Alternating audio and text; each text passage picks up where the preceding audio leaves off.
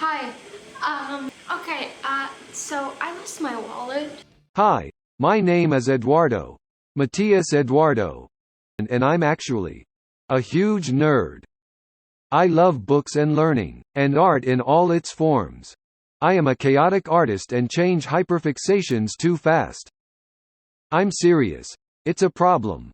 Okay, enough about me. Video in 3, 2, 1. Welcome to another segment of Up Close and Personal, where we talk about up close and personal stuff. So basically, I lost my wallet with my ID card and debit cards and everything that I have. I'm very happy about that, but in order to make light of the situation, I'm just gonna run some errands, take care of university stuff and the wallet stuff, and I want to take you with me because I am very frustrated. I'm joking. I'm happy that winter is back because I can wear big shirts and pants. Because I love winter outfits. When I was a kid, I used to hate winter, but now I'm emo and a goth and an old person, and I like black.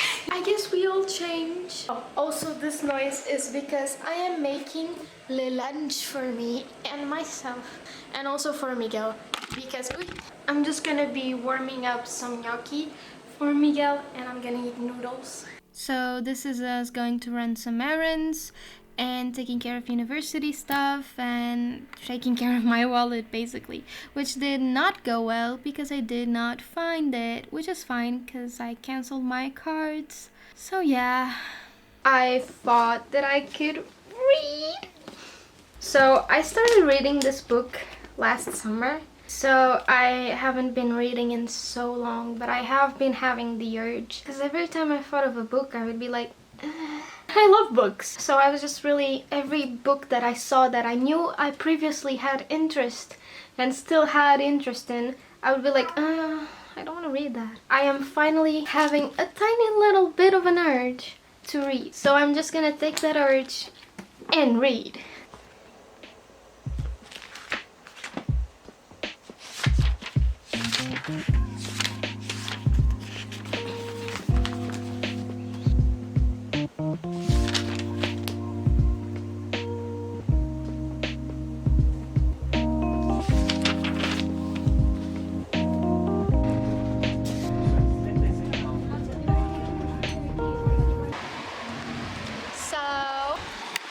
So we are going to Anjos Tenda, which used to be a place in Anjos. They don't have a space now. They don't have a space now because they cannot afford rent. Yeah. Probably, that's what I suppose. Yeah. And we're gonna be visiting their flea market.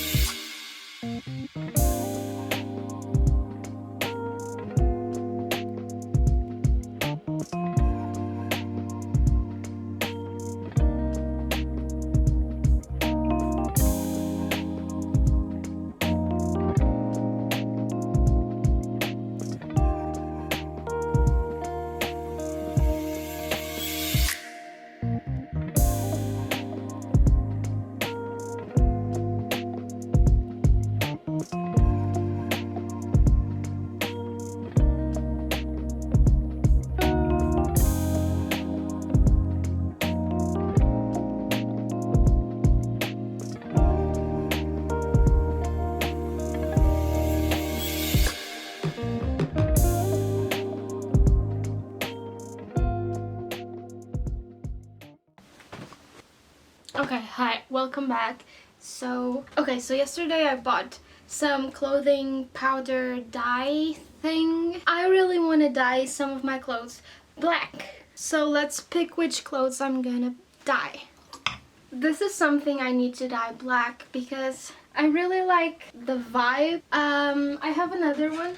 I have two of these. This one I kind of tie-dyed it with some black things, but I really like the color, but this one, you can see the difference. I don't really like the color of this one, so I'm gonna dye that one. So this shirt is something that Miguel gave me from the clothes he didn't wear anymore, so I might dye it, although I kind of like it. I don't think I'm gonna dye it.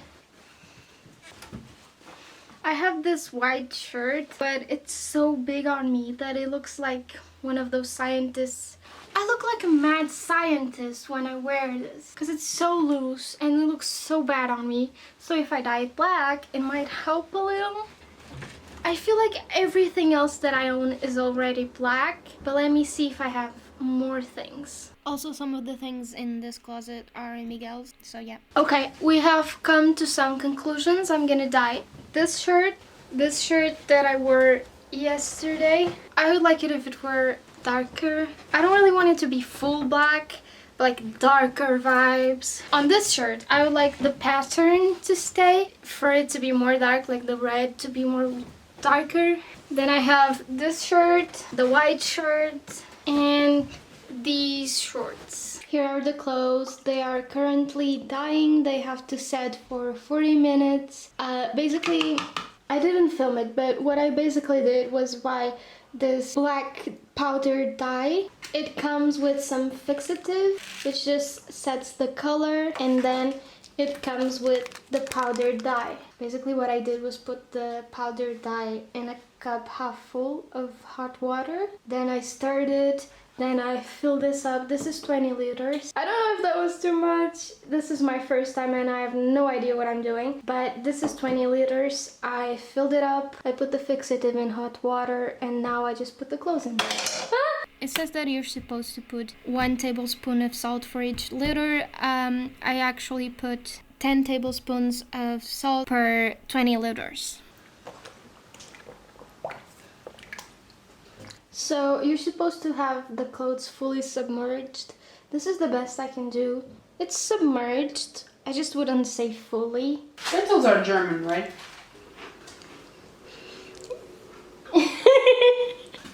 It doesn't have any visual aid on this side.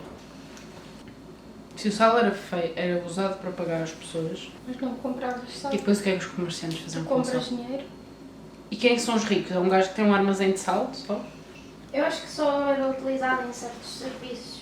Hi, I look absolutely disgusting. So let's get over the fact that I look absolutely disgusting and let's move on. So I wanted to come in and show you some things that I've been doing.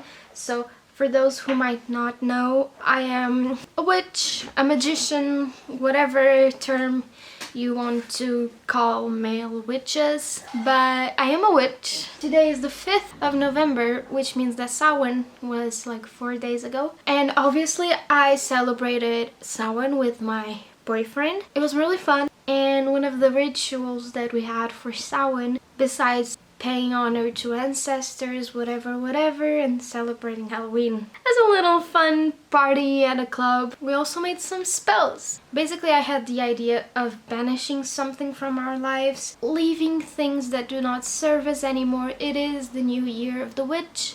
So this is the spell that I made. And then today I made a little spell as well. I am not too comfortable with sharing much of my spell journey just because it's really stupid, because, you know, who cares? No one watches these videos. I just don't enjoy sharing my spells and what they mean and what they're for, because I feel like it's much better, works much better for me when I make a spell with all my intentions and all my power and all the ingredients, and I concentrate on it, and then I completely forget about it and just let the results flow in. I like to forget about them and just leave them be. This is the spell I made today. So recently I've made these 2 spells. I do want to put up some words. I do have a bunch of protection spells that I make plenty of times throughout the years, yet I do want to put some words up and a little more of a intermediate protection and not just basic initial protection for basic baby witches, because I have been practicing for a little over 3 years, so I do want to get into some more intermediate stuff and not be stuck in my baby witch phase. So that's what's been going on in my witchy life. I also a few months ago I got this really amazing, lovely book, which is basically my favorite book of all time in regards to non-fiction and learning and witchcraft, which is just a Reader's Digest book from like the 70s probably. Let me see. It's an 80s book on the secrets and virtues of medicinal plants. So it's a really nice book. There's a little section where they explain a bunch of basic things about working with plants, and there's a little part about how to